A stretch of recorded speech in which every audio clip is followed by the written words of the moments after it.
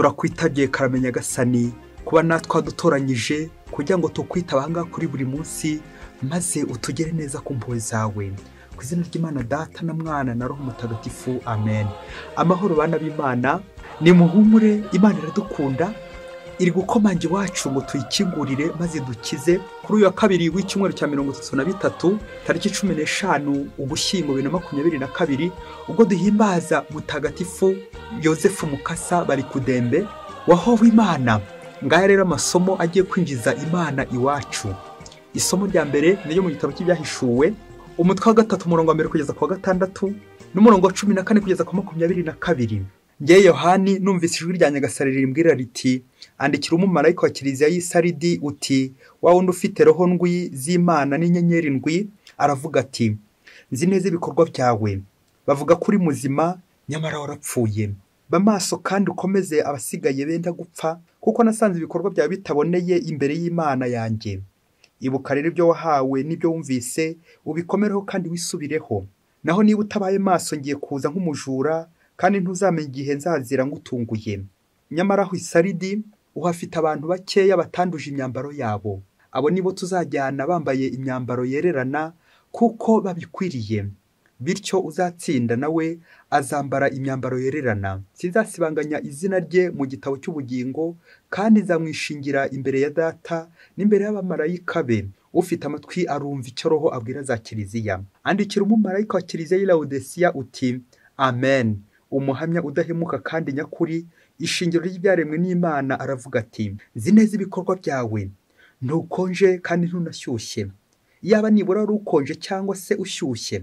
None rero ugura akazi uyazi, ukaba udakonje kandi udashyushye, ngiye kukuruka uve mu kanwa kanjye. Kubera ko wibwira uti, ndi umukire, ndakungahaye, ntacyo nkennye, maze ntumenye ko uri umunyabyago, imbabare, umukene, impumyi n'umutumbuze, ngiye kugira inama kumbaho zahabu yungurujwe umuriro, kugira ngo wikungahaze, umbayeho n'imyambaro yererana, kugira ngo wambare, maze ubwambure bwawe bwoye kugaragara. Ugure n'umuti wo gusiga ku maso yawe, maze wongere ubone. Ngeweho abo nkunda ndabacyaha kandi nkabakosora. None rero shishikara kandi wisubireho. Dore mpagaze ku muryango, ndiho ndakomanga. Nihagira wumva ijwi ryanjye akankingurira, nzinjira iwe, nsangire nawe asangire nanjye. Uzatsinda nzamuha kwicarana nanjye ku ntebe yanjye y'ubwami, maze nk'uko nanjye natsinze, maze nkajya kwicarana na Data ku ntebe ye y'ubwami. Ufite amatwi arumve icyo Roho abwira za kiliziya. Iryo ni ijambo ry'Imana. Zaburi ni ya 15. Uzatsinda, Imana izamuha kwicarana nayo ku ntebe yayo y'ubwami. Uhoraho, ninde ukwiye kwinjira mu ngoro yawe? Ni umuntu utajorwa mu mibereho ye, agakurikiza ubutabera, kandi akavugisha ukuri k'umutima we. Nutagirira abandi nabi, cyangwa ngo yihe gusebya mugenzi we. Uwo muntu arebana agasuzuguro wigize ruvumwa, maze akubaha abatinya Uhoraho. Icyo yarahiye naho cyamugwa nabi, ntabwo yivuguruza. Iyo agurije undi ntamutegaho urwunguko, ntiyemera ruswa ngo arenganye utacumuye. Ugenza cyo wese azahora ari ndatsimburwa. Uzatsinda, Imana izamuha kwicarana nayo ku ntebe yayo y'ubwami. Nyagasani Yesu nabane namwe. Amagambo mu Ivanjili ntagatifu yanditswe na Luka, umutwe wa 19 umurongo wa 1 kugeza ku wa 10. Muri icyo gihe Yesu agera i Yeriko, yahuranye umujyi. Nuko haza umugabo witwa Zakewusi, yari umutware w'abasoresha, akaba umukungu. Agerageza kubona Yesu ari we, ariko ntiyabishobora kubera imbaga y'abantu, kandi akaba yari mugufi. Arirukanka abacaho maze yurira igiti cy'umuvumu, agira ngo abone Yesu wari ugiye kunyuraho. Yesu ahageze yubura amaso, aramubwira ati, Zakewusi, manuka vuba, kuko ngomba gucumbika iwawe uyu munsi. Nuko amanuka bwangu, amwakira n'ibyishimo. Ababibonye bose barijujuta baravuga bati, yagiye gucumbika ku munyabyaha. Nuko Zakewusi yegeranya Nyagasani aramubwira ati, rwose mwigisha, 1/2 cy'ibyo ntunze ngihaye abakene. Niba kandi hari uwo nahuguje, ndamusubiza ibye inshuro 4. Yesu niko kuvuga ati, uyu munsi umukiro watashye muri iyi nzu, kuko uyu nawe ari umwana wa Aburahamu. Koko rero umwana w'umuntu yazanywe no gushaka no kurokora ibyazimiye. Iyo ni Ivanjili ntagatifu. dore mpagaze ku muryango ndiho ndakomanga, dore mpagaze ku muryango ndiho ndakomanga, nkingurira ndagusabye nkingurira, nkuzaniye amahoro ndiho ndakomanga, nkuzaniye urukundo nkingurira, ndagusabye nkingurira, nkuzaniye ubukungu ndiho ndakomanga,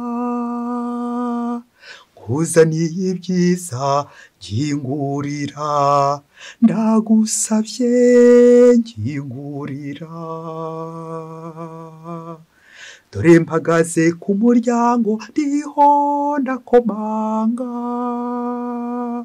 dore mpagaze ku muryango ndiho ndakomanga, nkingurira ndagusabye nkingurira. Amen, amen, amen. Dore mpagaze ku muryango ndiho ndakomanga nkingurira. Nawe rero ku bushake bwawe ngo haye uburenganzira kuri iki gihangano, ushyiramo nawe ibitero byawe, maze nawe urebe uwo muntu uri hanze iwawe, niba ushobora kumukingurira ubikore, niba nabwo utamukingurira umureke.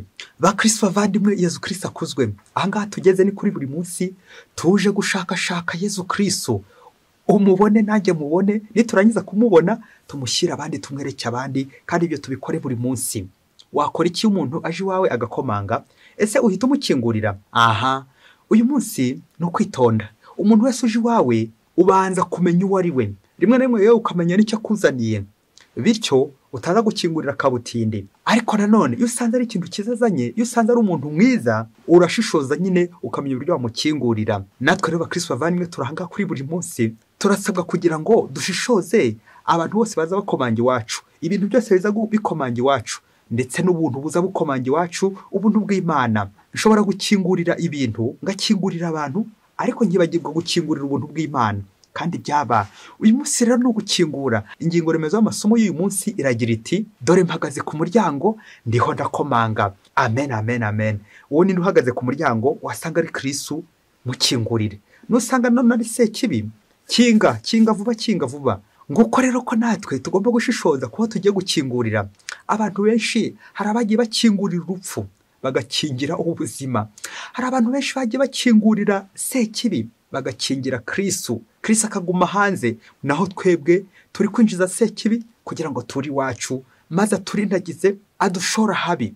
Uyu munsi bakristo bavandimwe nikingura, nkingurira umukiza. Agire gute? Agize. Turazirikana muri aya masomo hamwe na kiliziya y'isi yose, turahimbaza Yosefu Mukasa bari kudembe wo mu gihugu cy'abaturanyi Ubugande wahowe Imana. Turaza kumuvugaho birambuye nitujya gusoza, kugira ngo ko turebe uburyo yakinguriye Kristo agakingira sekibi ntinjiriwe. Nuko rero aho Imana turaza kubyumva.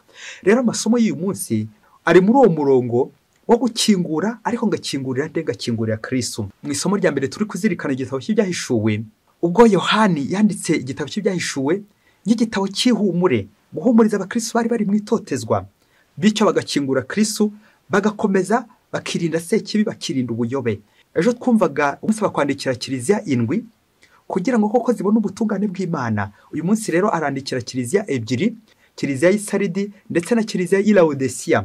Aributsa bamwe ko bapfuye, abandi akabibutsa ko ari akazuyaze. Noneho icyo abasaba ni ukwisubiraho, nguko ubukristo bwacu butagomba gucumbagira. Akenshi dukingurira urupfu, Kristo yakomanga ntitumukingurire. Urwo ni urupfu Yohana ari guturagira ko twapfuye. Wasanga nanjye narinjije urupfu nkaba ndi gupfa, nyamara Kristo we ari hanze ari kunyagirwa, naranze kumukingurira, byaba bibabaje. Nuko rero Yohana agatwibutsa nyine iyo nteruro ko Kristo ari wacu ku muryango, ati dore ndi ku muryango ndiho ndakomanga. amen amen amen. Wasanga ari umuryango wawe umukristo umuvandimwe, wasanga ari mu rugo rwawe Kristo ashaka gukomanga, wasanga ari ku cya gipangu cyawe Kristo ari hanze ari kunyagirwa n'imvura y'amahindu aragira ngo yinjire. None se niba ari ku muryango wagiye ukareba ukuntu wamukingurira. Ngaha rero aho turi kuri buri munsi kugira ngo twumve ijwi rya Kristo maze tumukingurire. Akenshi twagiye twumva andi majwi, ariko Nyagasani uyu munsi aradusaba ngo tugire ubushishozi, dutegere amatwi twumve ijwi rye maze abe ari we dukingurira azadukize. Ni nabyo umuririmbyi wa Zaburi yaririmbye atubwira ko nitwinjiza Kristo tuzaba dutsinze, tuzamererwa neza. Ubwo yagize ati uzatsinda Imana izamuha kwicara nayo ku ntebe yayo y'ubwami. Amen amen amen amen. Gutsinda rero ni ugutsindagira Kristo iwacu.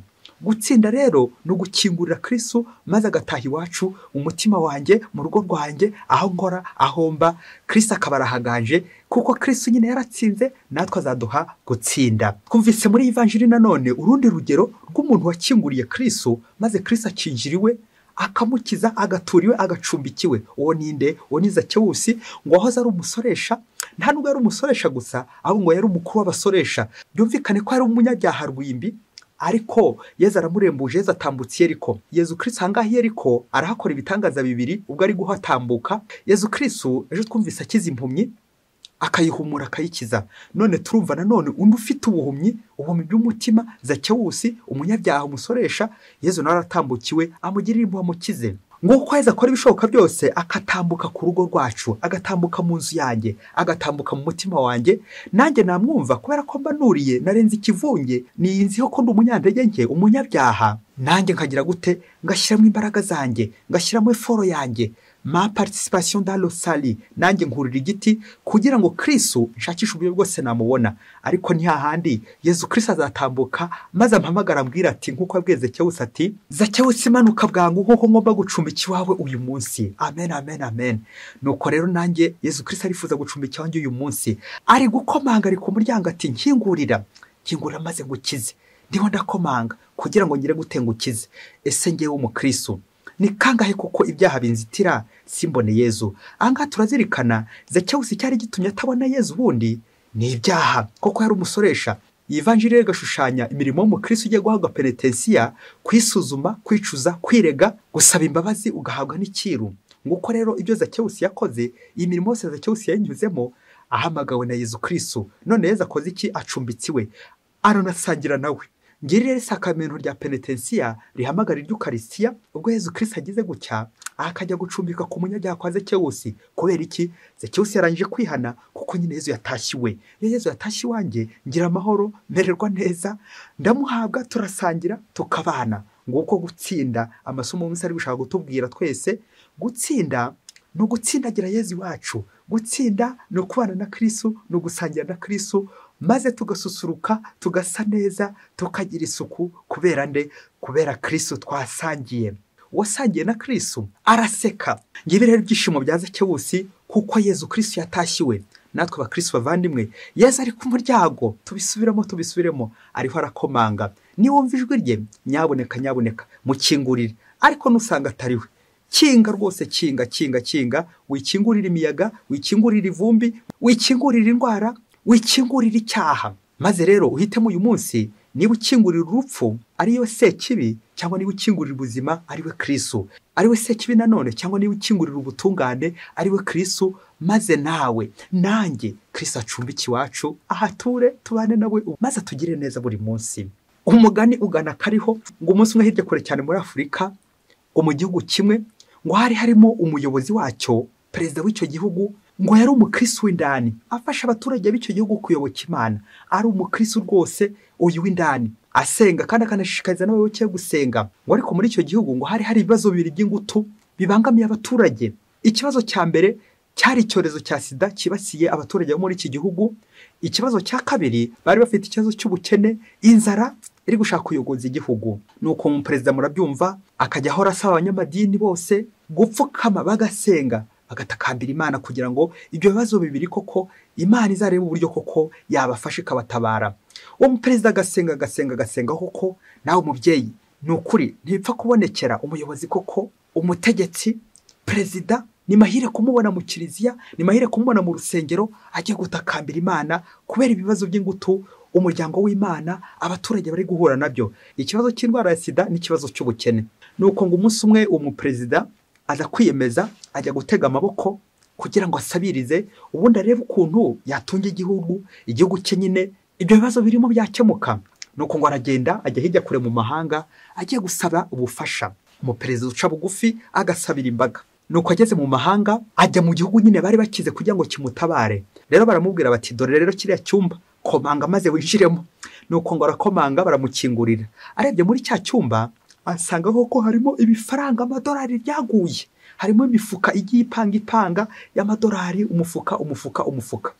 Nuko maze baramubwira bati umva rero iyi ni laboratoire yacu dukoreramo yuzuye amadolari, imifuka y'amadolari. Turi gukora ubushakashatsi muri uriya mufuka w'amadolari harimo urukingo rw'indwara ya sida, urukingo rwa virusi ya sida. Rero tugiye kuguha ibisubizo. Iriya mifuka y'amadolari yose irajyanira hamwe n'imifuka y'inkingo za sida. Wa muyobozi koko areba hirya areba hino, abona koko ahise abona ibisubizo by'ibibazo igihugu cye cyari gifite. Ikibazo cy'ubwandu bwa sida buri kwiyongera ku buryo bukabije ndetse n'ikibazo cy'inzara. Nuko wa muyobozi kubera ko yakundaga kugisha n'inama, asubira mu gihugu cye ajya kugisha inama abakuru b'amatorero, abakuru b'amadini. Nuko agezeyo akoranya abakuru b'amadini, abakuru b'itorero bose, maze abahuriza hamwe ababwira ko yabonye ibisubizo mu mahanga. Nuko rero baratangira baraganira, urumva koko umuyobozi wacu baraganira maze baza kugera ku mwanzuro yuko bagiye kujya gufata iyo mifuka y'amadolari, bagafata nyine n'izo inkingo zikinira ubwandu bwa sida, maze ko igihugu gikamererwa neza. Ariko nanone bashyiraho itegeko yuko umuyobozi w'idini utazashyigikira ibyo bikorwa byo kurwanya sida ndetse n'ubukene, akoresheje nyine amadolari bagiye kuzana n'izo nkingo, ku rusengero rwe bazahita barufunga, bityo abayoboke ntibazongere kwinjira aho ngaho. Nuko itegeko bararitora ko amadini yose agomba gufata kuri amadolari ndetse agafata n'izo inkingo za sida. Sibwo rero indege zitangiye kumena ziramena uyu mufuka w'amadolari iherekejwe ndetse n'iyo mifuka yindi y'inkingo. Umufuka w'amadolari urimo inkingo. Murumva namwe uburyo iki gihugu cyari kibonye ibisubizo byihuse kandi byiza bizafasha nyine abayoboke, abaturage bari muri iki gihugu. Nuko abaturage benshi barishima. Maze kera kabaye ni koko rya tegeko rirakurikizwa. Abayobozi b'amadini banze gufata iyo mifuka kugira ngo barwanye ubukene ndetse na sida. Batangiye babatoteza, bamwe barafungwa abandi barabica. Nuko bamaze kubica, bamwe rero batangira kugira ubwoba, abari barafunze bakongera bagafungura kugira ngo koko nabo bakire kuri iyo miti ibiri. Bamwe barafungwa banze kuyakira, abandi baratotezwa, abandi barahunga, insengero zirafungwa zimwe. Abaturage bakomeza barishima kuko nyine babonye ibisubizo bikomeye cyane, ibisubizo ku bibazo bari bafite. Ubwo rero muragira ngo mbabwire uburyo nyine uwo muti cyangwa icyo gisubizo cyangwa urwo rukingo rwa sida, uburyo abaturage barwishimiye ku buryo bwinshi, uburyo bw'agatangaza, bakarufata amanywa n'ijoro kugira ngo ntibandure.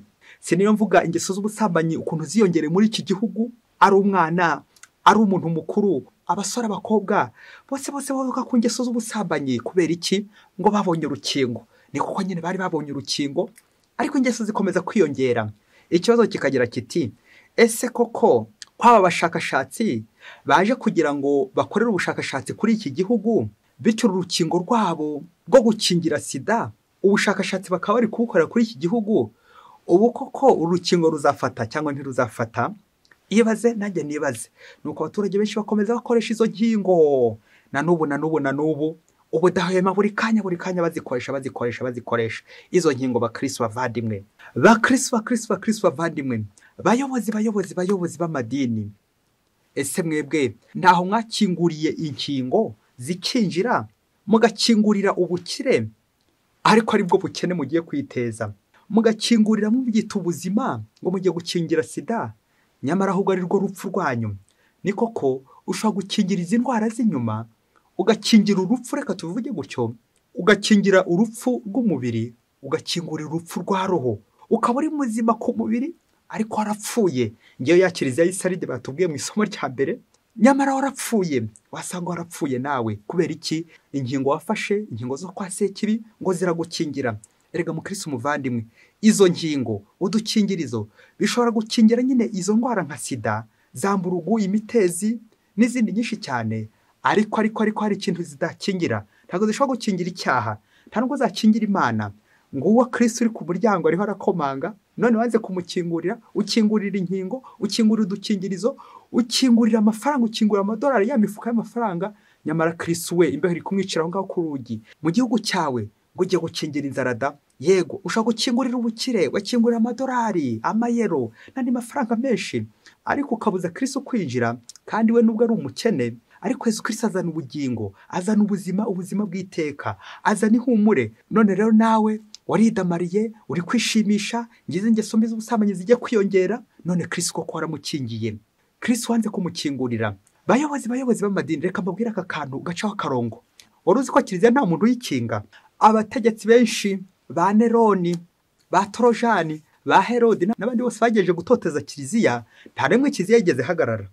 Kiliziya y'Imana ifite ububasha n'ububasha bwo mu kuzimu ntibwayisenya. Kubera iki? Kiliziya y'Imana nyine yubakiye kuri Kristo. Kiliziya ni iya Kristo. Buriya Kristo ashobora no kwiyeranja kiliziya igakora mu kirere, yewe no mu mwobo yakorerayo.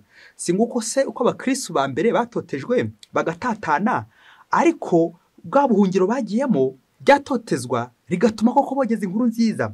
Na niyo mpamvu bayobozi b'amadini, na niyo mpamvu bantu musenga, ndakazagira ugukanga ngo nudakingurira ibintu agiye kugupakiramo ngo arahita gufungira imiryango ya kiliziya. Ni Kristo se? Ni Yesu se? Aho ndahashingiye, kuko no mu mwobo Kristo ashobora gukoreramo. Mu buhungiro Kristo arakora cyane kandi agakora neza kurenzaho. Mu kirere online Kristo arakora kandi agakora byinshi kurenza twebwe. Rero ndakagira umuntu ugukanga mu Kristo muvandimwe ngo mukingurire, ngo nutamukingurira arakwica. Ngo kuko ubukene bushobora kudukanga ngo tubukingurire, tutabukingura buratwica. Sida zikadukanga, indwara nyinshi, ngaho natwe tukasama ubundi tukaza gusandara. Ngo kuko ushobora gukwasama ukaza gusandara, umunwa wawe nanjye kuvuga ugashwanyuka. Kubera iki? Uri kurya nyine agataribwa. Ibaze nawe uri kurya umuriro, ababyeyi bakarya umuriro, abana bakarya umuriro, ngo mpaka ngo babonye urukingo rwahe mu Kristo muvandimwe, urukingo rwahe koko? Gukingira Kristo, ugakingurira izo nkingo, ugakingurira urupfu koko mu Kristo. Ese mu mutima wawe, mu rugo rwawe, nta bintu wakinguriye? Ubukungu bw'iyi si, amafaranga, ariko ukaba uri kuzitira Kristo kugira ngo yinjire iwawe. None uzabaho gute? Nguko urupfu abakristo bavandimwe turi gupfa. Nguko uko ibihugu byacu bigiye kuzimira. Nguko abaperezida bacu, abayobozi bacu bagiye binjiza ibintu bidakwiye, bakabyinjiza mu baturage, bakabinjiza mu bakristo, bikaza kurangira nyine ababuke b'Imana babuze iki? Babuze ubuzima. Navugaga ubuzima bwa roho, navugaga ubuzima muri Kristo, naho bindi byo abantu barabifite, ubukire, amafaranga, umva ni iryaguye. Ariko niba ufite amafaranga ariko ukabura Kristo, byakumarira iki? Dore ndi ku muryango wawe, ndiho ndakomanga. Abantu benshi dukingurira urupfu, kandi urupfu sekibi aza buri gihe yiyambitse, nanjye kuvuga ikanzu yera, yiyambitse uruhu rw'intama, nyamara imbere ari icyari gihubuzi, ari ikirura, ari urupfu. Twebwe tugakingura tukasama, imiryango tukayirangaza yose. Ibaze nawe uri umukobwa wararangaje inzugi zawe, ibaze nawe uri umudamu, inzugi zawe warazirangaje, ikije cyose kirinjira, ibisimba byose bije birinjira, isazi zose zije zirinjira, udukoko twose tuje turinjira, ngizo zase dukoze zinjira. Nawe by'ubushakashatsi byose uragira ngo ubushakashatsi si ugushakashaka Kristo by'ukuri? Nta bushakashatsi bundi uzabona niba udashakisha Kristo. Ndifuza gusoreza ku rugero rwa impasteur, rw'umuyobozi, nanjye kuvuga umuyobozi w'idini udakorera kuri baranyica, umuyobozi w'idini nyine koko arangamiye Kristo, umuyobozi w'idini wawe niko kutagira isoni zo gupfira Kristo, ari mu mvugo, ari mu ngiro, ari no mu buzima bwe agahorwa Kristo. Ndasoreza kuri mutagatifu Yosefu Mukasa bari kudembe.